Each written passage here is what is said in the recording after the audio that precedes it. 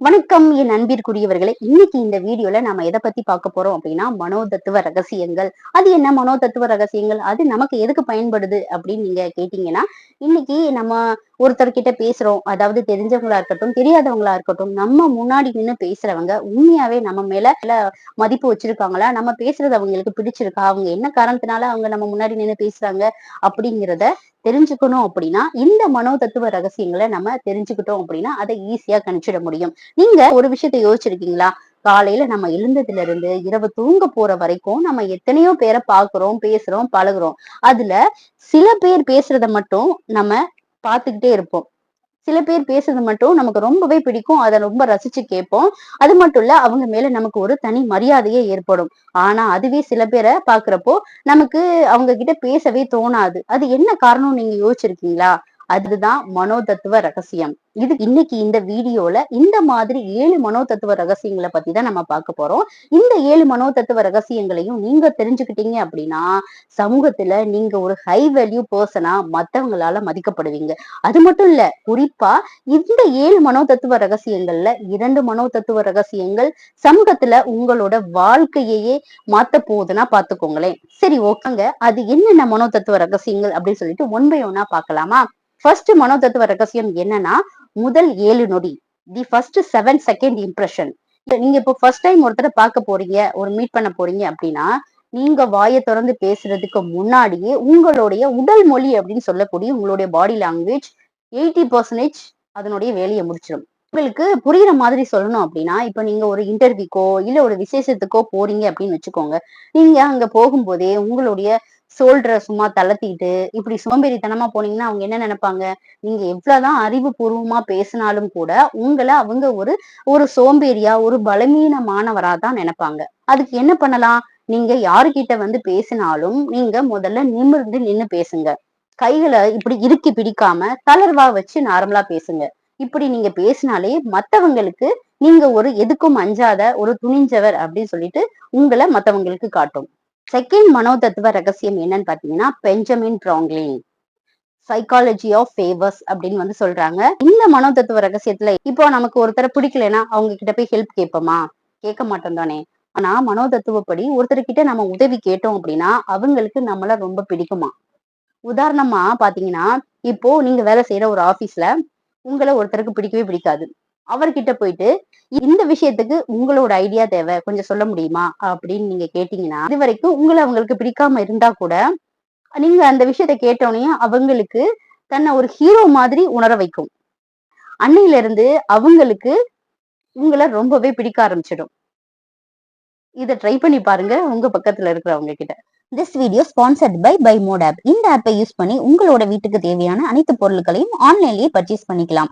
இந்த app play store மற்றும் app ஸ்டோர்லயே கிடைக்குது. உங்களுக்கு இந்த ஆப்போட லிங்க் தேவைன்னா டிஸ்கிரிப்ஷன்ல லிங்க் கொடுக்குறேன். நீங்க உள்ள போய் செக் பண்ணி உங்களுடைய பொருட்களை இப்பவே பர்ச்சேஸ் பண்ணிக்கோங்க. பொருட்கள் ரொம்ப வேல்யூவா மற்றும் அஃபோர்டபுளா உங்களுக்கு கிடைக்கும்.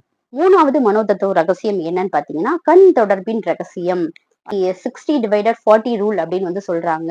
இப்போ ஒருத்தர்கிட்ட நம்ம நேரா அவங்களுடைய கண்ணை பார்த்து பேசுறதுங்கிறது ஒரு தன்னம்பிக்கை, ஒரு நம்பிக்கையோட அடையாளம் அப்படின்னு வந்து நம்ம நினைக்கிறோம். அதுவே நம்ம இப்படி முறைச்சு பார்த்தோம்னா அவங்களுக்கு ரொம்ப பயமாயிடும். நீங்க கண்ணை பார்த்து தானே பேச சொன்னீங்க அப்படின்னு சொல்லிட்டு அவங்க கிட்ட போயிட்டு இப்படி பாத்துறாதீங்க. அவங்க வந்து பயந்துருவாங்க. உதாரணத்துக்கு என்ன சொல்லலாம் அப்படின்னு பாத்தீங்கன்னா, இப்போ உங்களுக்கு ஆப்போசிட்டா ஒருத்தர் வந்து நிக்கிறாங்க அப்படின்னா அவங்களுடைய கண்ண பார்த்து 60% நீங்க அவங்க கண்ண பார்த்து பேசுங்க. மீத இருக்கிற ஒரு 40% கொஞ்சம் கொஞ்சமா உங்களுடைய கண் பார்வை கொஞ்சம் விலக்கிக்கோங்க. இது உங்கள ஒரு கனிவான அதே சமயம் ஒரு ஒரு உறுதியான நபர் அப்படின்னு சொல்லிட்டு உங்களை மத்தவங்களுக்கு காட்டும். 4வது மனோதத்துவ ரகசியம் என்னன்னு பாத்தீங்கன்னா, பெயரின் மந்திர சக்தி. அதாவது ஒரு மனிதருக்கு தன்னோட பேரை மத்தவங்க சொல்லி கூப்பிடுறது ரொம்பவே பிடிக்கும். இப்போ சாப்பாடு எப்படி இருக்கு அப்படின்னு நம்ம கேட்கிறத விட, மணி சாப்பாடு எப்படி இருக்கு அப்படின்னு நீங்க கேட்டு பாருங்களேன். மணிக்கும் உங்களுக்கும் இடையிலான அந்த நெருக்கம் வந்து அதிகரிக்கும்.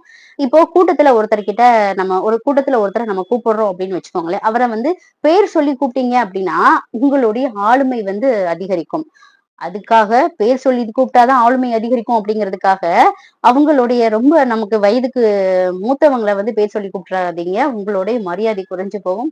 அப்புறம் அடிதான் விழுகும். 5வது மனோதத்துவ ரகசியம் என்னன்னு பாத்தீங்கன்னா, கால்கள் பொய் சொல்லாது. Feet don't lie. இப்போ 2 பேர் பேசிட்டு இருக்கிற இடத்துக்கு நீங்க போறீங்கன்னு வச்சுக்கோங்க.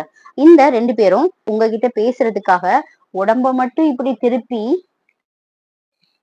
உடம்ப மட்டும் இப்படி திருப்பி அவங்களோட கால திருப்பல அப்படின்னா, நீங்க அந்த இடத்துல நிக்கிறது அவங்களுக்கு பிடிக்கல. நீங்க அந்த இடத்த விட்டு கிளம்பணும் அப்படின்னு அர்த்தம். அது மட்டும் இல்ல, நீங்க ஒருத்தர்கிட்ட வந்து பேசிட்டு இருக்கீங்க அப்படின்னா, அவங்களுடைய கால்கள் வந்து வெளியில போறதுக்கு, அதாவது கதவ நோக்கி அவங்களுடைய கால்கள் இருக்கு அப்படின்னு வச்சுக்கோங்களேன். அவங்களுக்கு அந்த இடத்துல இருக்கிறதுக்கு பிடிக்கல. அவங்க வந்து வெளியேறதுக்காக துடிச்சிட்டு இருக்காங்க அப்படின்னு அர்த்தம். அப்போ நீங்க உங்களுடைய பேச்ச வந்து நாகரிகமா கட் பண்ணிக்கிறது நல்லது. இது உங்களுடைய மரியாதையை காக்கும். 6வது மனோதத்துவ ரகசியம் என்னன்னு பார்த்தீங்கன்னா, மிரரிங் பிரதிபலித்தல். மிரரிங் டெக்னிக் அப்படின்னு வந்து சொல்றாங்க. இப்போ ஒருத்தர் மாதிரி நாமளும் வந்து யோசிக்கிறோம், பேசுறோம் அப்படின்னா, அவங்களுக்கு நம்ம மேல ஒரு நம்பிக்கை ஏற்படும். உதாரணமா சொல்லணும்னா, இப்போ நம்ம முன்னாடி நின்னு பேசுறவங்க மெதுவா பேசுறாங்கன்னு வச்சுக்கோங்க. நீங்களும் வந்து மெதுவா பேசுங்க. இப்போ அவங்க வந்து டேபிள் மேல ஒரு மேஜை மேல கை வச்சு பேசுறாங்கன்னா, நீங்களும் மெதுவா வந்து டேபிள் மேல வந்து கை வச்சு வந்து பேசுங்க. இப்படி நீங்க இருக்கும்போது அவங்களுக்கே தெரியாம அவங்களோட ஆழ் மனதுல உங்கள தொடர்புபடுத்த ஆரம்பிச்சுருவாங்க. இப்போ 7வது மனோதத்துவ ரகசியம் என்னன்னு பார்த்தீங்கன்னா, புத்திசாலித்தனமான மௌனம். உடனே பதில் சொல்றவங்கள விட, யோசிச்சு பதில் சொல்றவங்களுக்கு இங்க மதிப்பு அதிகம். இப்போ ஒருத்தவங்க உங்ககிட்ட ஒரு கேள்வி கேட்கறாங்க அப்படின்னா, அவங்களுக்கு உடனே பதில் சொல்லாம 2 செகண்ட் அமைதியா இருந்துட்டு, அதுக்கப்புறம் நீங்க பதில் சொன்னீங்கன்னா, அவங்களுக்கு உங்களுடைய வார்த்தைகள் ரொம்ப கனமானதா, உயர்வானதா தெரியும். இப்போ நாம பார்த்த இந்த 7 மனோதத்துவ ரகசியங்களை தினசரி வாழ்க்கையில நீங்க பயன்படுத்தி பாருங்க. மாற்றத்தை நீங்களே உணர்வீங்க. இதில் எந்த பாயிண்ட் உங்களுக்கு ரொம்பவே பிடிச்சிருந்தது அப்படின்னு சொல்லிட்டு மறக்காம கமெண்ட்ல சொல்லுங்க. நம்பர் சொல்லுங்க. 5, 6, 7 அப்படின்னு சொல்லிட்டு கமெண்ட்ல வந்து பதிவு பண்ணுங்க. இந்த வீடியோ உங்களோட வாழ்க்கையை மாற்ற உதவும் அப்படின்னு நீங்க நம்புனீங்கன்னா மறக்காம ஒரு லைக் போடுங்க. உங்களுடைய நண்பர்களுக்கும் ஷேர் பண்ணுங்க. இது போன்ற தன்னம்பிக்கை தரும் வீடியோக்களுக்கு பிரியா சக்சஸ் டாக்ஸ் இப்போவே சப்ஸ்கிரைப் பண்ணுங்க. மீண்டும் அடுத்த வீடியோவில் சந்திப்போம். நன்றி.